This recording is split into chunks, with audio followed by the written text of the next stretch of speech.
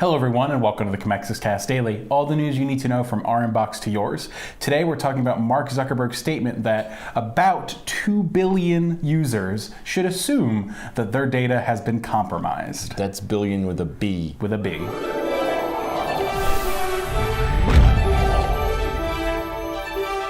Hello everyone, I'm Matthew McGrorty, the videographer and a podcaster here at Commexis, and today I'm joined by the lead strategist at Commexis, Phillip Brooks. Good morning. So, as we mentioned before, Mark Zuckerberg said that you should assume, if you're one of the 2 billion users of Facebook's, that it's pretty likely some of your data has been compromised. Now, obviously, this is not as intense or as extreme as the Cambridge Analytica data that was taken from what is now estimated at 87 million, up from 50 million, but it is still an amount of data, typically the stuff that you just have publicly on your Facebook profile. So it's data that can be scraped publicly. The difference being with the Cambridge Analytica is that they were actually able to go inside your account and pull things from your friends list and things like that. This is all stuff that if your privacy settings aren't specifically geared towards preventing this stuff from being seen publicly, then it can be scraped, and it's not. Again, this data is publicly available if you know where to look for it. So it's really the onus is on you to prevent that from being visible. So that data in question is your name, your gender, your username and user ID, which is your profile's URL. You probably set this at some point in the past and then probably forgot about it.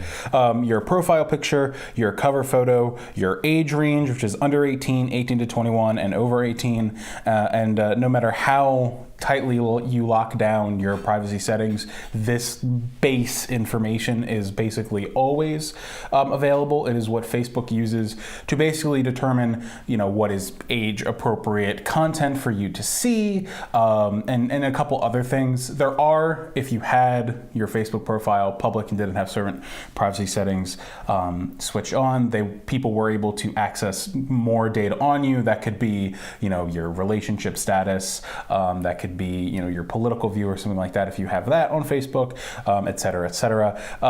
So that's just one of the things you should be aware of.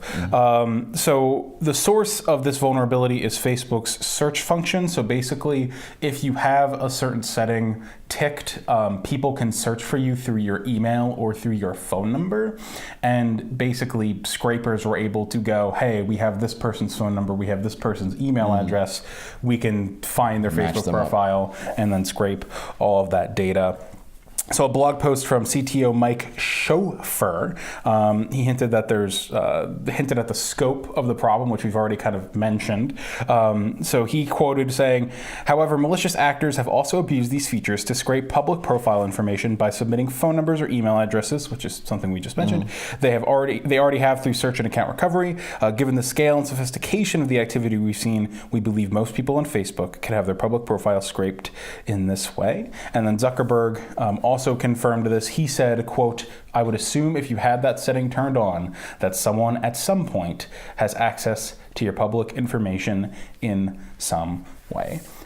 So I think this kind of goes back to what we talked about yesterday. This goes back to what you guys talked about rather in the special report, which is when you're putting information out on a social media platform and it is information that is going to be viewed publicly, you are always going to have that risk of something like your name and your gender and usernames and stuff like that available for people to scrape and find. Obviously, they are suggesting that these were some bad actors grabbing this information, but at the end of the day, the information is always out there. It is no different than if you had your name and phone number in a phone book. Yeah.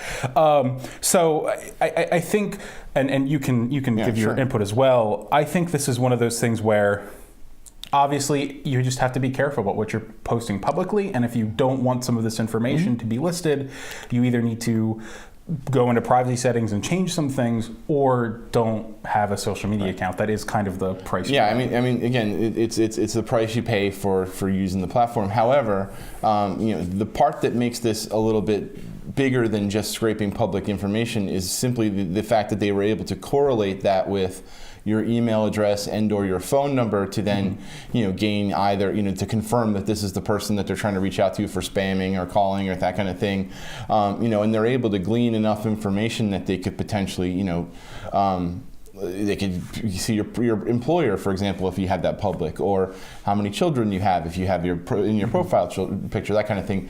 So it does enable them to market to you better, or target you for nefarious purposes. Again, if they're calling you to say, oh hey, I'm calling from again, if you fall for this, I feel terrible. I know older people are getting stuck with, but the IRS kind of scams, like I can tell that you work at blah blah blah, and your earnings reports for this year are incorrect, and we need to get the extra money from you. Those are the kinds of scams that could be bolstered with the data that's done here, because it gives them just a little bit more of authenticity, because they know more about you than you think they would likely know if they weren't somehow connected to you. So I can see how it could be used, but I also see it's information that generally would be considered, if you put it on a public profile, you should assume that it's public information. The thing is that they were able to correlate it with email and phone number information to create a more complete profile, and that was what gave them the ability to target. Yeah, and one of the default settings for this with the email and the phone number, that was the default setting of let people find me through this, because the goal of Facebook, at least initially, was, hey, find people that you knew in high school or whatever. So it makes sense, like, oh, I have their email from whenever or something like that.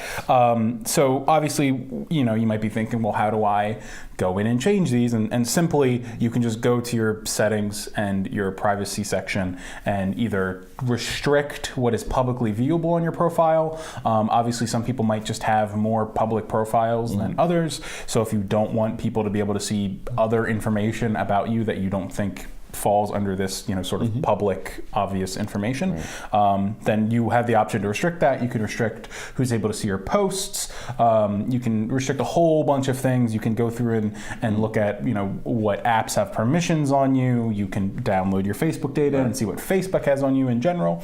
So there's a lot of different ways and pretty simple ways. They've definitely streamlined their Facebook settings in the last couple months, even before Cambridge Analytica, because I remember I wanted to change something. I went, wow, this is a lot easier than I expected it to be. So there's a lot of things you can do in that regard to sort of fix stuff. Yeah, there was an article that we didn't get a chance to put in here, but I'll give it to Matt so he can link it in the body of the post. But there's also Facebook's introducing a tool that you can go through and bulk remove apps from you've given them permission to access the data if you want to go through and clean that information out. Because again, apps are a big problem with this, because once that data gets pulled to a third party, who knows what's going to happen with it. So you have to be very careful with what apps you authorize to use your information or use your profile. And just to give you an idea of how this stuff works, when I talk about your email address and your phone numbers being used to correlate data, just look at when you first started your Facebook account. You get that screen that says these are people from your contacts that you might want to add.